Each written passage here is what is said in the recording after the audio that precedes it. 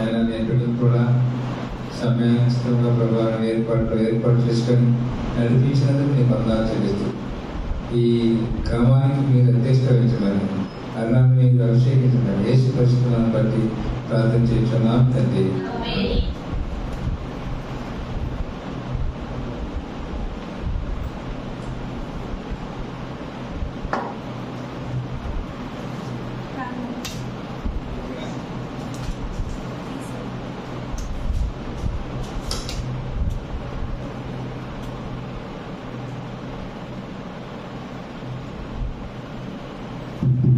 ప్రార్థన చేస్తున్నాను. మహోన్నతుల మహాగరుడ పరిశుద్ధుల నిత్య నివాసి మమ్మల్ని నిరంతరము పరీక్షిస్తున్న మా దేవా మీకు ఎంతో ఆనందిస్తూ అల్పులైన మా పట్ల కృపను చూపుతూ మాకు మరొక అవకాశాన్ని కల్పించి మాకు పరిస్థితులను అనుకూలపరిచి ఆయుష్ను ఆరోగ్యం ఇచ్చి నెమ్మదించి ఇదిగో ఇలా నీ యొక్క మాటలను పరిశోధించుకోవడానికి మాకు ఇచ్చిన అవకాశం బట్టి స్తోత్రములైన అల్పులైన మా పట్ల మీ యొక్క ప్రణాళికను బట్టి స్తోత్రం చెల్లించుకుంటున్నాం. అర్హత కలిగిన జీవితాలుగా మమ్మల్ని మరల్చి నీ వైపు త్రిప్పబడి నీ కొరకు పెట్టే విధంగా మమ్మల్ని అందరినీ మలచండి.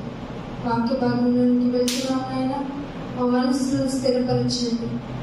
నేను అల్పకాల పాపభోగం అనుభవించుకుంటే ఈ బిడ్డలతో శ్రమ పడుట మేలు అని నేర్చుకున్న మీ యొక్క బిడ్డల మాటలను మరింతగా పరిశీలనకు వెళ్తుండగా ఆయన వింటున్న బిడ్డలకి మంచి మనసుని బట్టి జ్ఞానాన్ని బట్టి శక్తిని బట్టి కలుపుని బట్టి నేను ఈ యొక్క ఆత్మ సహాయం నాకు కూడా ప్రసాదించండి.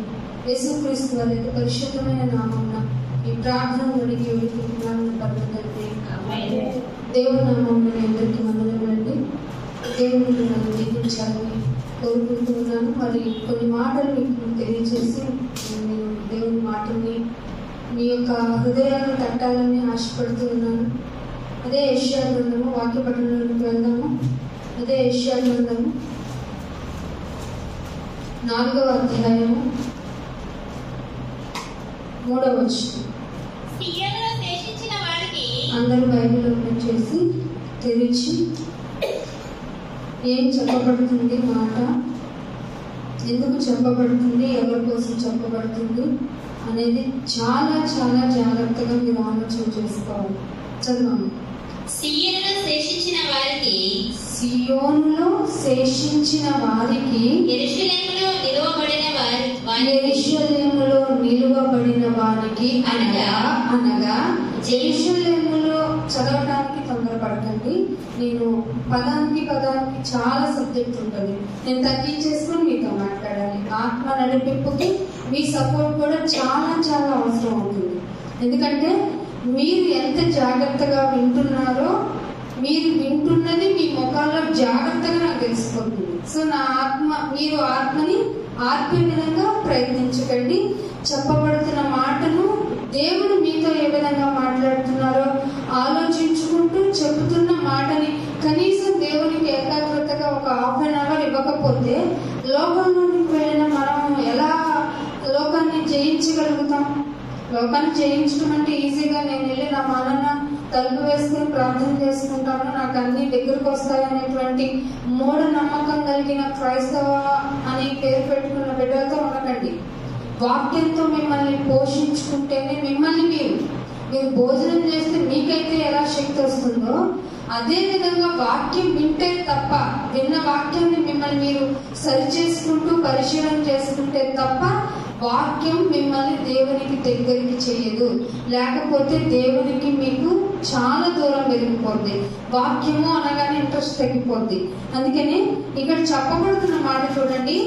శేషించబడిన వారు వాళ్ళు యెరూషలేములో నిలబడిన వారు అనగా అంటున్నాడు. ఎవరినైనా వాళ్ళంటే మళ్ళీ మనం ఎత్తుకోకుండా ఆయన చెప్తున్నాడు. ఏమని? ఆ యెరూషలేములో నిలవబడిన వారు అనగా జీవము పొందుటకి. అసలు ఏమన్నా సంబంధం ఉందండి మాటలకి? ఏమన్నా సంబంధం ఉందా? యెరూషలేము అక్కడ, శేషించిన వారు ఎక్కడ, మళ్ళీ వీళ్ళందరికీ జీవం ఏంటి? ఇది పాత నిబంధన అంతా ఎందుకు రాయబడిందంట? మనకి దృష్టాంతములుగా రాయబడిందంట. అంటే శేషించబడిన వారికి మాత్రమే జీవము. ఏమిటయ్యా యెరూషలేము అంటే పాత నిబంధనలో ఇశ్రాయేలీకి మనం ఇప్పుడు ఈ లోకంలో ఉన్నటువంటి యెరూషలేమును ఎట్లయితే చూస్తున్నామో, క్రొత్త నిబంధన వచ్చేసిన తర్వాత ఈ జీవం పొందటానికి ఒక యెరూషలేమును దేవుడు మనకి పెట్టారు. అదేంటో చూద్దాం. చూడండి, ప్రకటన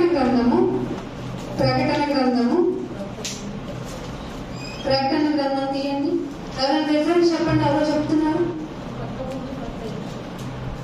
21వ అధ్యాయము ప్రకటన గ్రంథము 21వ అధ్యాయము 2వ వచనం.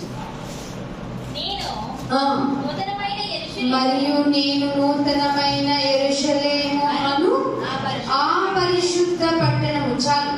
ఏమిటట? మీరేదో యెరూషలేము అనుకోకండి, కన్ఫ్యూజన్ కాకండి. ఆ యెరూషలేము గురించి మీకు రాసిస్తానని దేవుడే వాగ్దానం చేయాల. మనకేమిస్తానన్నట?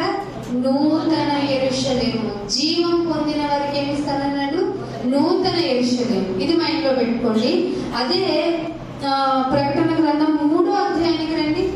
ప్రకటన గ్రంథము 3వ అధ్యాయము 12వ వచనం చూడండి. ప్రకటన గ్రంథము 3వ అధ్యాయము జయించువానిని నా దేవుని ఆలయములో ఒక స్తంభంగా చేస్తాను. ఏం జయించాలి? ఈ లోకాన్ని జయించాలి. లోకంలో జయిస్తానంటే వెళ్ళిపోయి ప్రతి ఒక్కరితో యుద్ధం చేయమని కాదు, మాటల యుద్ధం కాదు. ఏ యుద్ధం చేయాలో కూడా చెప్తాను నేను. జయించిన వాడిని నా దేవుని ఆలయంలో.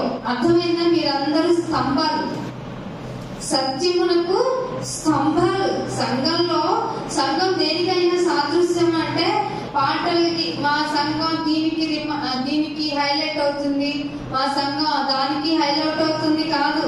సత్యమునకు స్తంభాలుగా మనం తయారవ్వాలి. వాక్యముని నోట జీవ జల ఊటగా తయారవ్వాలి. అర్థమవుతుందా? నాయన నీళ్ళివ్వు, నేను నీళ్ళు తోడుకోవడానికి వచ్చాను అన్నట్ట సమరయ స్త్రీ. అంటే నేనిచ్చి నీళ్ళు తాగితే నువ్వు ఎన్నటికి అది. అర్థమవుతుందా? దేవుని యొక్క జీవము కలిగిన మందిరములోనికి మనం వస్తే ఎన్నటికి దప్పిక ఉండదు. ఈ లోకం గురించిన దప్పిక అసలు ఉండదు. ఉంటే ఎంత, పోతే ఎంత. యెహోవా ఇచ్చెను, యెహోవా తీసుకున్నాను అనేటువంటి స్టేజ్ కనుక రాగలిగితే మనలో మనకి ఎంత ధైర్యం ఉంటుందో తెలుసా? ఈ లోకంలో చాలా ధైర్యం ఉంటుంది. అంటున్నాడు, ఈ లోకం నా దేవుని ఆలయంలో ఒక స్తంభంగా చేసేస్తాను, అందులో నుండి వాడు ఇక మీదట ఎన్నటికి వెలుపలికి పోడు. మీరు అనుకుంటున్నారు ఈ మందిరం అనుకుంటున్నారు, మీకు ముందే చదివించాను. ఏమిటట? నూతన యెరూషలేము అనేటువంటి ఆ పరలోక పట్టణానికి వెళ్లే వాళ్ళకి ఎన్నటికి వాడు ఇక మీద ఎన్నటికి వెలుపలికి పోడు. మరియు నా దేవుని పేరును పరలోకంలో నా దేవుని యొద్ద నుండి దిగి వచ్చి ఉన్న నూతన యెరూషలేము. మళ్ళీ అండర్లైన్ చేసుకోండి. నూతన యెరూషలేము అను దేవుని పట్టణము ఈజ్ ఈక్వల్ టు హెవెన్. ప్రపంచం అంతా ఇగో ఎన్నో సంవత్సరాలకు వచ్చి నీళ్ళలో కలిసిపోతే మనకు పుణ్యం తగ్గిపోతే మనం ఎక్కడికో వెళ్ళిపోతాము, అది ఇదని ప్రపంచం అంతా మూర్ఖంగా ఉంటుంది చూసారా? అటువంటి పరిస్థితికి కాకుండా మీరు హెవెన్ కి వెళ్ళాలంటే మీ పేరు జీవ గ్రంథంలో ఉండాలి. జీవ గ్రంథంలో ఉండాలంటే ఆషామాషిగా కుదరదు. సంఘంలో పిల్లర్ అయిపోవాలి నువ్వు. పిల్లర్ ఎక్కడన్నా కదులుతుందా? ఈ స్తంభాలు ఉన్నాయి కదా, ఇవి కదులుతాయా? ఇవాళ నాకు బోర్ కొడుతుంది పాస్టర్ గారు, ఎన్నో సంవత్సరాల నుంచి నేను వింటున్నాను ఇక్కడ, నేను వెళ్ళిపోతాను కదా. ఈ పిల్లలు నాకు ఏమో జరగట్లేదు, నాకు రంగేసి చాలా సంవత్సరాలు అయిపోయింది, నేను బయటికి వెళ్తానంటారా? ఆ పిల్లలు స్తంభం ఎప్పుడు కదల్చబడదు అసలు. మీకు అర్థమవుతుందా? ఇవి ఈ యొక్క స్తంభాలు ఎలా ఉన్నాయో మీరు సంఘం అనేటువంటి ఆలయంలోనికి వచ్చిన తర్వాత కదల్చబడరు. అదే చెప్తున్నాడు. అందుకనే ఇంకొక మాట చూపిస్తాను చూడండి. యెషయా గ్రంథము 65వ అధ్యాయం చూడండి. యెషయా గ్రంథం మీకు తెలిసి మాట. యెషయా గ్రంథము 65వ అధ్యాయము 17వ వచనం. 65వ అధ్యాయము 17వ వచనం. ఇదిగో నేను క్రొత్త ఆకాశమును క్రొత్త భూమిని సృజించుచున్నాను. అంటే మన గురించి కన్స్ట్రక్షన్స్ అక్కడ అవుతున్నాయి. అందుకే యేసుప్రభు ఇంటికి చెల్లాడు. ఇదిగో మీకోసం అందరి కోసం నేను ఇల్లు కట్టడానికి వెళ్తున్నాను, చాలకపోతే వచ్చి చెప్తాను అన్నాడు లేదా? అదే ఇక్కడ యెషయా గారు ప్రవక్త చెప్తున్నాడు తన ఆత్మ విధానంలో. మునిపటివన్నీ అంటే ఈ భూమి, మనం పాతుకుపోయిన ఈ భూమి, మనం అయ్యో మనం మన ఇంటికి వచ్చేయాలి, జాబ్ అయిపోయిన తర్వాత పని అయిపోయిన పరిగెత్తుకుంటా వచ్చే మన ఇల్లు, అయ్యో మన వేల ఎకరాల ఆస్తి, ఇవన్నీ అంట మరువబడును. డైజెస్ట్ చేసుకోలేరు లోకస్తులు, అస్సలు నమ్మలేరు. మునుపటివన్నీ మరువబడును. సరే సరే మళ్ళీ ఎప్పటికైనా జ్ఞాపకం వస్తాయనైనా జ్ఞాపకమునకు కూడా రావు. క్రొత్త ఆకాశము క్రొత్త భూమి, ఈ నిరీక్షణ మిమ్మల్ని దేవుడు చెప్పిన అసలు ఎంత ఎంత బాగా చెప్పాడు చూడండి. ఈ నిరీక్షణ నాయన నాకు డౌట్ గా ఉంది, ఎంత నిరీక్షిస్తున్నా నేను ఏమైనా డిసప్పాయింట్ అవుతానా నాయన? నన్ను సిగ్గే పరచదు నీవు. నేను ప్రామిస్ వాగ్దానం చేసిన వాడు అది నమ్మదగిన వాడు. నువ్వు కనుక ప్రామిస్ చేస్తే, నేను కనుక ప్రామిస్ చేస్తే నిన్ను అసలు నమ్మలేదురా అంటావా? కానీ దేవుడు వాగ్దానం చేశారు. ఎన్నటన్నిటికీ వాగ్దానమే కదా, వాగ్దానమే కదా. ఆ వాగ్దానం ఏంటి? అసలు ఈ లోకం ఊహించండి, ఈ లోకం ఒప్పుకోనిది ఆ నూతన యెరూషలేమును మీకు ఇస్తానన్నాడు. అందుకే ఆ యెషయా గ్రంథంలో 4వ అధ్యాయంలో 3వ వచనాన్ని ఒకసారి మళ్ళీ కంప్లీట్ గా చదవండి. సియోనులో శేషించిన వారికి, నిలబడిన వారికి అనగా జీవము పొందుటకై దాఖలైన ప్రతి వారికి, అది దాఖలైన అంటే లిస్ట్ అవుట్ అయిన ప్రతి వారికి అది పరిశుద్ధుడని పేరు. అర్థమవుతుందా? మీ పేరు జీవ గ్రంథంలో దాఖలైందా? ఇది దేవుడు మన దగ్గర నుంచి అడుగుతున్నాడు. నూతన యెరూషలేము మీకోసం నేను క్రియేషన్ స్టార్ట్ చేసేసాను. కన్స్ట్రక్షన్స్ అవుతూ ఉన్నాయి. ఇందులో మీరు పిల్లర్స్ గా అవ్వాలి. ఇక్కడికి వచ్చిన వాళ్ళు మళ్ళీ ఎన్నటికి వెనక్కి వెళ్ళిపోరు. కానీ ఈ లోపు మీరు చేయాల్సిన పనులు చేస్తున్నారా? మీరు ఉండాల్సిన విధంగా ఉంటున్నారా? లోకాన్ని జయించే విధంగా ఉన్నారా? లోకాశంలో మునిగి తేలిపోయి దేవుని ఎదుటికి వచ్చి సణుగుతూ గొణుగుతూ మీ జీవితాన్ని గడిపేసి ఇంటికి వెళ్తున్నారు. ఏం నేర్చుకున్నారు సంఘానికి వచ్చి? ఎలా ఉంటున్నారు సంఘానికి వచ్చి? నీలో ఏమన్నా మార్పు కనీసం మీకన్నా కనిపించిందా? నీలో వచ్చిన మార్పు, నూతన స్వభావాన్ని కదా నీకు ఇస్తానన్నాను, మాంసపు గుండెని ఇస్తానన్నాను కదా. రాయిని తీసివేశారు. అంటే రాయి అంటే దేనికి స్పందించదు, ప్రతి దానికి స్పందించాలి. క్రైస్తవుడా, పరిశుద్ధులు ప్రతి దానికి స్పందించాలి.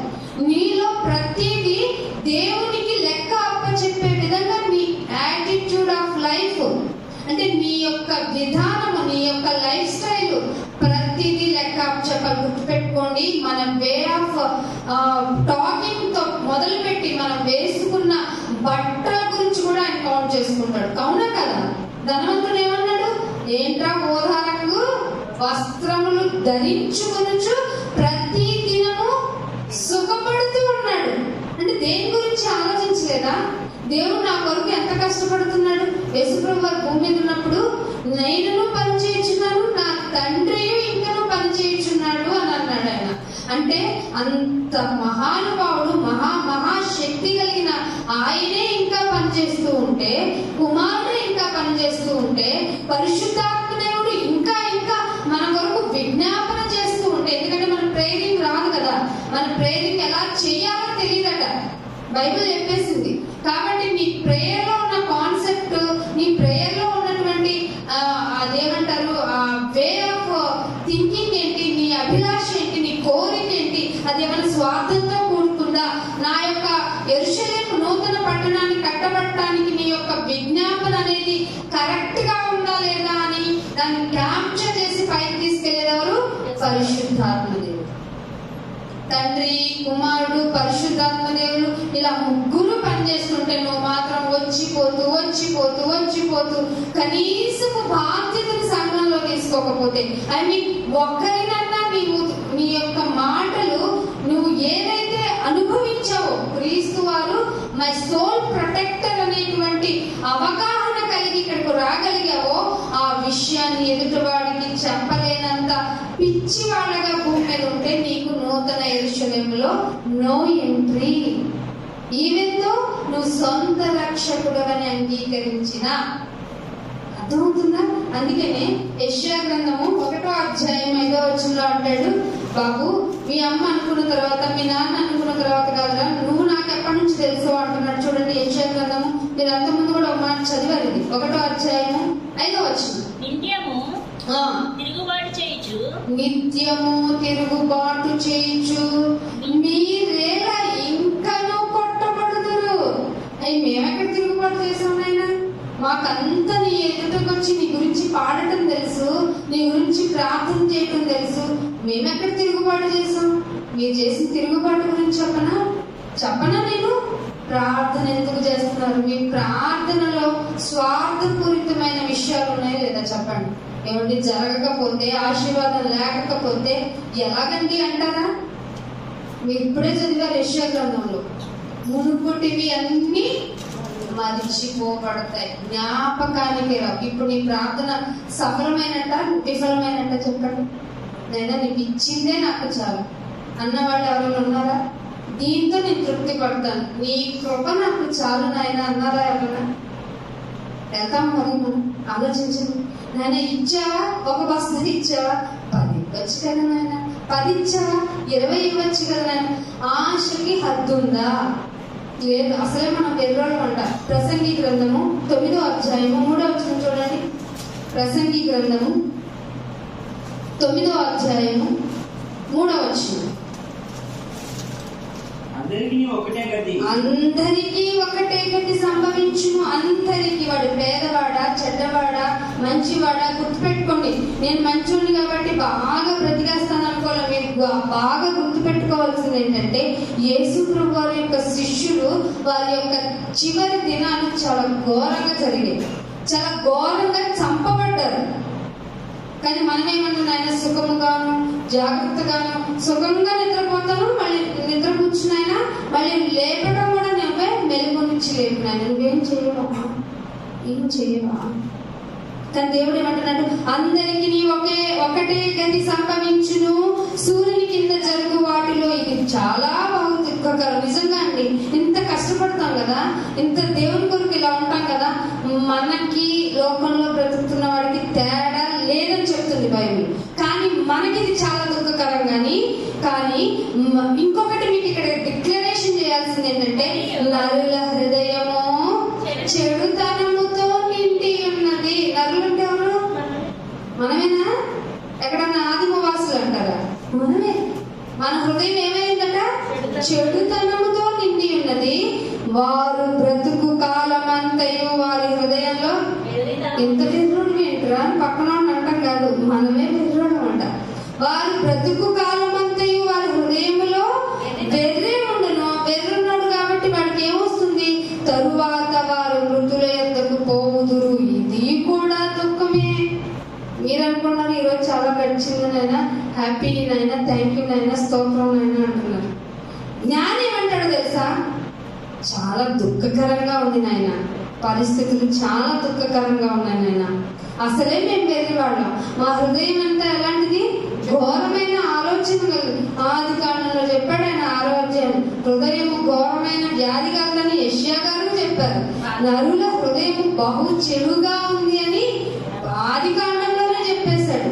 నేను సంతాపం ప్రకటిస్తున్నాను. సంతాపం ఎవరికి ప్రకటిస్తారు చెప్పండి? చచ్చిన వాళ్ళకి ప్రకటిస్తారు. అంటే దేవుడు ముందే మనల్ని ఇది చచ్చిన వాళ్ళే అని ప్రకటించేస్తున్నాడు. కానీ చిన్ని ఆశ, నేను రాతి గుండెను తీసేస్తే మాంసపు గుండెను పెడతానని యాక్సెప్ట్ చేసి నన్ను తండ్రిగా అంగీకరించి ఎవరైతే మందిరంలోకి వచ్చి స్తంభముగా నిలబడతారో వారికి నూతన యెరూషలేము. వారు పరిశుద్ధులు, వారికి పరిశుద్ధులు అని పేరు పెడతానని చెప్పాడు ఆయన. అందుకనే సామెతల గ్రంథంలోని కొలసీలకు రాసిన పత్రిక 4వ అధ్యాయానికి రండి. కొలసీలకు రాసిన పత్రిక 4వ అధ్యాయము 5వ వచనం. 4వ అధ్యాయము 5వ వచనం. ఏం చేయొద్దు? ఎవరు చెప్పండి, మీకు తెలిసి ఎవరు సమయాన్ని మేము పోనీయమండి పట్టుకోగలమని చెప్పగలిగిన వాళ్ళు ఉన్నారా? టైం ఏంటి ఇలా గడిచిపోతుంది అనటమే తెలుసు మనకి. కానీ ఇక్కడ బైబుల్ ఇస్తున్న ఒక హింట్ ఏంటో తెలుసా? సమయాన్ని పోనీయద్దు. మరి ఏం చేయాలి ఆయన? దుర్వినియోగం అంతకన్నా చేసుకోవద్దు. సమయమును పోనీయక సద్వినియోగం చేసుకొనుచు ఎట్లా చేయాలి ఆయన అంటే, సంఘము వెలుపటి వారి ఎడల అండర్లైన్ చేసుకోండి పరిశుద్ధులారా. సంఘము వెలుపటి వారి ఎడల జ్ఞానము కలిగి నడుచుకోండి. ప్రార్థన ప్రవచించి నీకు మాట్లాడనకూడదు. తండ్రి ఒకసారి చెప్పండి, 2 సార్లు చెప్పండి. అన్నిటికంటే నిలిచేదేంటి? ప్రేమ నిలుస్తుంది. నువ్వు గణగణగలాడు గంటలాగా మోగిన ప్రేమ లేని వాడు అయితే 1 కొరింథీ 13 తెలుసుగా మీకు. కంచులాగా మోగి చెప్పినా నేను ప్రేమ లేదనుకోండి నా దగ్గర, ఏంటంటే నేను నా కాల్చబడటకు నా శరీరాన్ని ఇచ్చేసిన, ప్రేమ లేకపోతే వేస్ట్. అర్థమైందా? అందుకే ఏమంటున్నాడు? ఎవరి గురించి ఇక్కడ హింటించాడండి? సంఘము వెలుపటి వారి ఎడల జ్ఞానము. ఈ జ్ఞానముతో అన్న చోట ఇంకొక చోట అంటాడు తెలివితో కూడిన జ్ఞానము అంటాడు, తెలివితో కూడిన ప్రేమ అంటాడు. ప్రేమించడంలో తెలివేంటి మళ్ళీ? బైబిల్ అంత కష్టం తెలుసా మనిషిని ప్రేమించడం అంటే? మనిషి బలహీనతలన్నీ తెలిసి ప్రేమిస్తామేంటి? మీ ఇంటికి వెళ్ళిన తర్వాత నీ ఫ్యామిలీలో ఒక మెంబర్ కి, లేదా నీ భార్య భర్తకి భార్య, అమ్మకి నాన్నకి అమ్మ, ఇలా ఎవరొక్కళ్ళకి వెళ్ళి నేను ఇంత ఘోరమైన విషయం చేశాను ఒక్కటి చెప్పండి, అయినా నన్ను క్షమించండి అని అడగండి.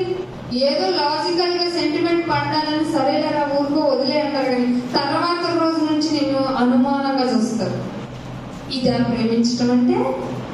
ప్రేమించడం అంటే మన తండ్రి ప్రేమించినట్టు. నీ పాపములు నేను ఎన్నటికి జ్ఞాపకము చేసుకుని, ఇంకా అవి ఏంటంటే పడమరకి సూర్యుడికి పడమర ఎంత దూరమో అట్లాగే నేను మీ పాపాలను నేను ఇంకా జ్ఞాపకమే చేసుకోను. తూర్పు నుండి పడమరకు ఎంత దూరమో నీ అంతగా, అంటే అసలు డిస్టెన్స్ ఉందా అని మర్చిపోయాను రా అని. నువ్వు ఆ రోజు అమావాస్య రోజు ఏం చేసావో తెలుసా? నిన్ను నమ్మను అంటాం మన ఫ్యామిలీ. ప్రేమ ఎట్టిదో తెలుసుకుంటే ప్రాణం పెట్ట బద్దులమైపోతాం. అప్పుడు జీవగ్రంథంలో నీ పేరు లిఖితం అయిపోతుంది. అందుకే ఏమంటున్నాడు ఇక్కడ? ఆ మాట చదవండి.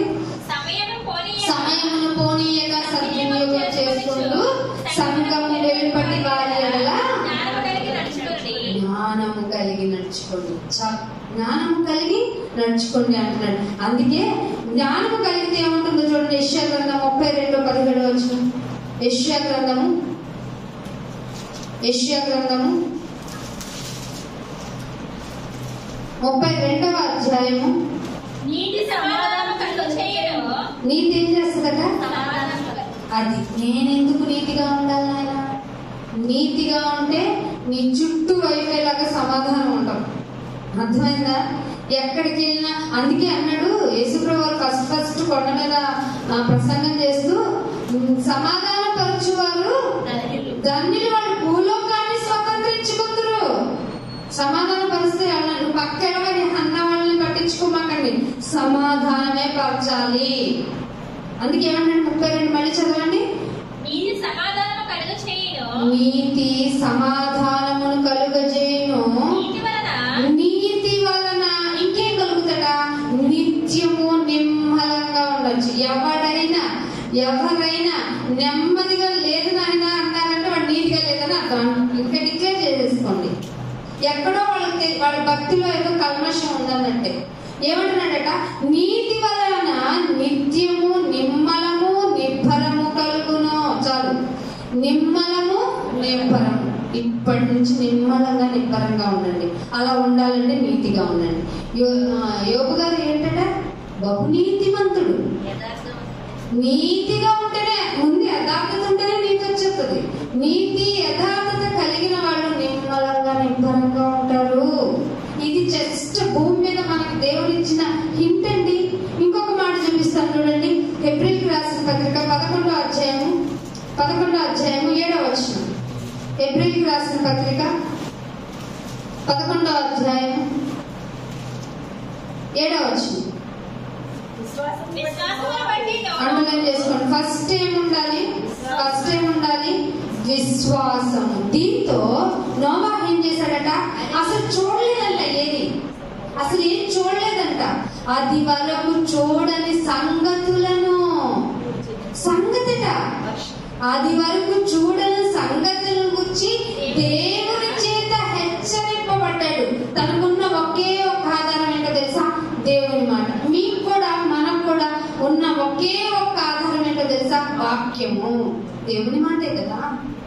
నీకు ప్రపంచంలో ఏదైనా సమస్య పోవచ్చు, ఏదైనా అబద్ధం అయ్యి ఉండొచ్చు, కానీ దేవుని మాట మారదు. ఆయన నిన్న, నేడు, అసలు నిరంతరము. నీ గురించి, నా గురించి చెప్పండి. నిన్న బాగా మాట్లాడింది, ఇవాళ ఏమయ్యిందో తెలియదు.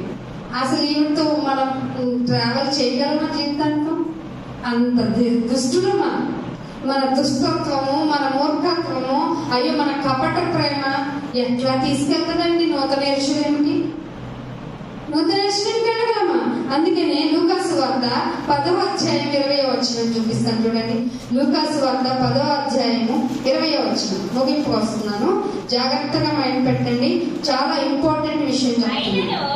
అయినను దెయ్యములు మీకు లోబడుతున్నాయా శిష్యులారా? సాక్షాత్తు యేసు ప్రభు వారితో వెంటుండిన సమకాలీకులు, కొంచెం పెద్దవారైనటువంటి శిష్యులతో యేసు ప్రభు వారు ఏం చెప్తున్నారో చూడండి. అయినను దెయ్యములు మీకు లోబడుతున్నాయా? సంతోషించకండి. ఇదేంటండి మరి దెయ్యాలు వదులుతున్నాను, మరి బ్యానర్ పెట్టి పిలుస్తున్నారు? Pollution of the gospel. అందుకని దెయ్యములు మీకు లోబడుతున్నామని సంతోషింపక మీ పేరులు పరలోకమందు వ్రాయబడాలి. అప్పుడు సంతోషించండి. దెయ్యం వదిలిస్తాను రండి అన్న చర్చికి కానీ, దెయ్యం ఉంది మీలో అని చెప్పే పాస్టర్స్ ని కానీ మీరు నమ్మొద్దు. నేను చెప్పాలి, యేసు ప్రభు వారి యొక్క శిష్యుడే చెప్పాడు. 1వ యోహాను పత్రికలో రాయబడింది కదా, ఈ ఎవరైనా కపట సహోదరులు ఎక్కడి నుండి బయలుదేరారు? బయట నుండి రారు. బయట వాళ్ళతో మీరు జ్ఞానంగా నడుచుకోండి అని చెప్పిన ఆయనే కపట సహోదరులు ఎక్కడి నుండి బయలుదేరుతారు? మీలో నుండే. మీలో ఎందుకు వస్తాడు? మీలోకి ఎందుకు వస్తాడు? వాక్యానికి, దేవునికి మనం ప్రయారిటీ ఇవ్వనప్పుడే. యేసు ప్రభు వారు పక్కనే ఉండగానే వచ్చేసింది సాతాను. నాయన మీకు ఆ సిలువ అనేది దూరం అవుగాక అని చెప్పేసి పేతురులో పడితే పేతురు కరెక్ట్ గా మాట్లాడలా. సాతానా వెనక్కి పో అన్నాడా లేదా? మీరు అంటారు ఎప్పుడన్నా, మీరు గుడికి వెళ్ళినా వద్దని, ఏం సాతానా వెనక్కి పో అన్నారా? సాతాను చెప్పుద్ది మనల్ని, వాక్యం ఏమంటావని నువ్వు అసలు అలసిపోయావు అంటది. అయ్యయ్యో నువ్వు వెనక్కి పోమ్మా, నీకేంటి, ఎట్టాగో నీ కొరకు ఏమి పెట్టింది? నరకం ఉంచబడింది. నేనైతే నేను వెళ్ళను. నేను నా దేవుని మాట వింటూ దేవుని కొరకు భూమి మీద ఎలా బ్రతకాలో నేర్చుకోవడానికి వెళ్ళాలి. చెప్పారా మీ శరీరంతో? మనకేమో తెలుసు? ఎదుటివాని కంటిలో ఏముంటదట? నలుసు ఉంటుందట. మన కంటిలో ఉంటుందట, కనపడుతుందండి. అయినా వెతుకుతాం. మిమ్మల్ని మీరే విమర్శించుకోండి. మనకు తెలిసిందండి, ఎదుటివాడిని విమర్శించడం తెలుసు కదా. అందుకనే యెషయా గ్రంథము 52వ అధ్యాయము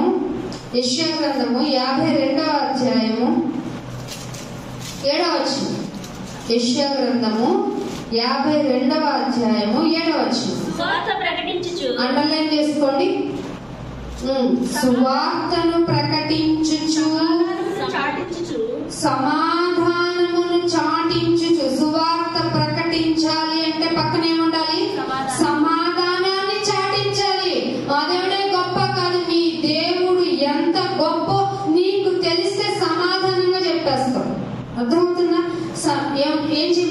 ఫస్ట్ సువార్తను చాటుచు సమాధానమును సువార్తను ప్రకటించుచు సమాధానమును చాటించుచు సువర్తమానమును ప్రకటించుచు రక్షణ సమాచారమును ప్రచురించు వారి పాదములు.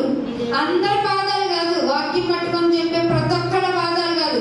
సువార్త చెప్పాలి, చెబుతున్న వారు సమాధానాన్ని కూడా చాటించాలి. అది ట్యాగ్ చేశారు ఒకళ్ళే. సువార్తను ప్రకటించాలి, సమాధానాన్ని చాటాలి. మీరు ఏమన్నా చేయండి, మా ప్రాణము మీకోసం పెట్టడానికైనా మేము వెనకాడం, అంతే. మీరు మాకు పేడ నీళ్ళే చదువుతారా, రావద్దని డిక్లరేషన్ బోర్డు వేస్తారా, మేమైతే చెప్పి తీరతాము, చెప్పి తీరాలి. నిజ దేవుని గురించి చెప్పాలి. ఒక చెడ్డ వస్తువు గురించి, ఒక చెడ్డ వ్రతాల గురించి, చెడ్డ పద్ధతుల గురించి మీరు ఇంత అడ్వర్టైజ్మెంట్ చేస్తున్నప్పుడు అసలు నిత్యము పోషించి మనకు ఊపిరినిచ్చి ఇంకను కాపాడుతున్న దేవుని గురించి నిజాన్ని చెప్పకపోతే ఎలా? సమాధానమును చాటించుచు, అండర్లైన్ చేసుకోండి పరిశుద్ధులారా. ఆ శేషమై ఉన్న పరిశుద్ధులకి నూతన యెరూషలేము ఇవ్వాలంటే వాళ్ళకి ఉండవలసిన క్వాలిఫికేషన్స్ ఇవి. సువార్తను ప్రకటించుచు సమాధానాన్ని చాటించుచు సువర్తమానము ప్రకటించుచు రక్షణ సమాచారము. వాట్ ఈస్ రక్షణ? What is protection? నీ ఆత్మ నశించిపోయింది, నువ్వు చచ్చిపోయావు, కానీ ఒక ఛాన్స్ ఇచ్చాడు దేవుడు. నాయనా నేను పాపిని, సారీ, నీకు విధేయత లేని వాడిగా ఉన్నాను అని అన్ని నువ్వు అంటే చాలు, నీ ప్రార్థన నేను వినేస్తానురా, నేను క్షమించేస్తానురా, నూతన స్వభావాన్ని నీకు ఇచ్చేస్తానురా. ఇదిగో అలా బ్రతికితే నీకు నూతన యెరూషలేములో జీవగ్రంథంలో రాయబడిన ఆ దాఖలైన పేర్లు బట్టి రాజ్యాన్ని స్వతంత్రించుకుంటావురా అని చెప్పాడా లేదా దేవుడు? అందుకనే ప్రకటన గ్రంథం 1వ పేతురు రాసిన పత్రిక 2వ అధ్యాయం 9వ వచనం చూడండి. 1వ పేతురు రాసిన పత్రిక 2వ అధ్యాయం 9వ వచనం. అది ఎక్కడి నుండి పిలువబడ్డామండి మనం?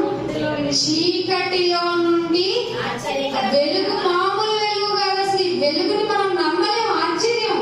అందుకే ఆయన పేరు ఆశ్చర్యకరుడు. ఆశ్చర్యకరమైన కార్యాలు ఆయనకు మాత్రమే సాధ్యం. ఆశ్చర్యకరమైన తన వెలుగులోనికి మిమ్మల్ని పిలిచాడా లేదా? పిలిచిన వాణి గుణమేంటో, ఆ గుణం వల్ల వచ్చిన అతిశయం ఏంటో, గుణాతిశయములను ప్రచురము చేయుటకు అంటే అడ్వర్టైజ్ చేయుటకు ఏర్పరచబడిన వంశం. మీరే వంశమే, మీరు ఇంకా కులాలు గోత్రాలు వంశాలు చెప్పుకుంటున్నారా? మనం పిలువబడిన వంశం. అదేమంటున్నాడు? పిలువబడిన వారును ప్రచురము చేయడం నిమిత్తము ఏర్పరచబడిన వంశము. మనము స్పెషల్ గా ఏర్పాటు చేయబడిన వంశము పరిశుద్ధులారా. ఇంకేమంటున్నాడు? రాజులైన యాజకత్వము చేయాలి. యాజకత్వం అంటే ఒక పాపి నిమిత్తము బలి ఇవ్వటానికి అతి పరిశుద్ధ స్థలంలోనికి పూర్వకాలంలో ఇశ్రాయేలుకి ఎలా అయితే వెళ్ళాడో యాజకుడు, ఇదిగో ఈ పులిపేట మీద నుంచొని బలి అవ్వకపోవటానికైనా మేము సిద్ధం అని మేము రెడీగా ఉండాలి. వింటున్న పరిశుద్ధులైన మీరు రెడీగా ఉండాలి. మేము సమాధానాన్ని చాటించే వాళ్ళము, పరిశుద్ధులము, క్రైస్తవులము. మేము సువార్తను, రక్షణ సువార్తను ప్రకటించే వారము. మేము ఏర్పరచబడిన వంశము, రాజులైన యాజక సమూహము. మనం ఎంత పెద్ద పేరండి దేవుడు మనకి ఇచ్చింది. ఎందుకంటే ఇంత మంచి, అందుకే సమయాన్ని సద్వినియోగం అంటే ఇది. ఇక్కడ ఉన్న వాళ్ళు ధన్యులు, ఇక్కడ ఉంటేనే ధన్యులు మనం. ఇది ఇక్కడ దాటి లోకంలోకి వెళ్ళామా? అస్సలు. అందుకే ఈ లోకంలో ఉన్నది ఏమన్నది? ఈ లోకంలో ఉన్నది మాలిన్యం, వదలకు జిడ్డు. ఈ లోక మాలిన్యము అంటించుకోకుండా బ్రతకాలి. అందుకే లాస్ట్ ఒక మాట చూపించి ముగించేస్తాను. కొలసీలకు రాసిన పత్రిక 3వ అధ్యాయము 17వ వచనం. 12వ వచనం, సారీ, 3వ అధ్యాయము 12వ వచనం. కాగా ఎవరంట? ఈ పిలువబడిన రాజులైన యాజక సమూహము గుణాతిశయాలను ప్రకటించే టైంలో దేవుని చేత ఏర్పరచబడిన వారైన పరిశుద్ధులైన ప్రియులు ఎలా ఉండాలో, ప్రియులైన వారికి తగినట్లుగా ఉండాలంటే ఫస్ట్ మీకు జాలి ఉండాలి. అయ్యో అయ్యో ఎంతమంది లోకంలో నాశనం అయిపోతున్నారు. మా మా పక్కన వాళ్ళు, మా రోడ్డు వాళ్ళు, మా ఊరి వాళ్ళు, మా రాష్ట్రం వాళ్ళు, మా దేశం వాళ్ళు, మా అసలు మా ప్రపంచంలో ప్రతి ఒక్కరి ఆత్మ గురించి మేము ప్రార్థించాలి. అందుకు తగిన ప్రార్థించి సత్య సువార్తను ప్రకటించి సమాధానాన్ని చాటిస్తూ వెళ్ళాలనేటువంటి జాలి గుణం లేని పరిశుద్ధులు ఒక పరిశుద్ధులేనా? అందుకేమంటున్నాడు, మీరు పరిశుద్ధులను ప్రియులైన వారికి తగినట్లుగా ఉండాలి అంటే ముందు మీరు జాలి కలిగిన మనస్సు, దయాళత్వము, దేనికైనా మీలో దయ పుట్టాలి తప్ప వాడు వదిలే వాటితో సంబంధం లేదు అనేటువంటి అవిజ్ఞానంతో మీరు ఉండకూడదు, విజ్ఞానంతో ఉండాలి. ఇంకేమంటున్నాడు, మేము పరిశుద్ధులం కదా అని ఇక్కడ లోకంలో యాటిట్యూడ్ చేయమాకండి. మన పాపాలు చూస్తే ఆయనకి మురికి గుడ్డల్లాగా ఉన్నాయంట, కానీ తన ప్రేమతో మనల్ని ఆయన కడిగి వేసి తన లెక్కలో కౌంట్ చేసుకున్నాడు. కాబట్టి మనం ఏం చూపించాలి? వినయము చూపించాలి. చూపించండి ఈరోజు ఎవరైనా వినయం కలిగిన వాళ్ళని. నీళ్ళు వెళ్ళ పొగరుగా కనపడుతున్నారు క్రైస్తవులు, తెలుసా?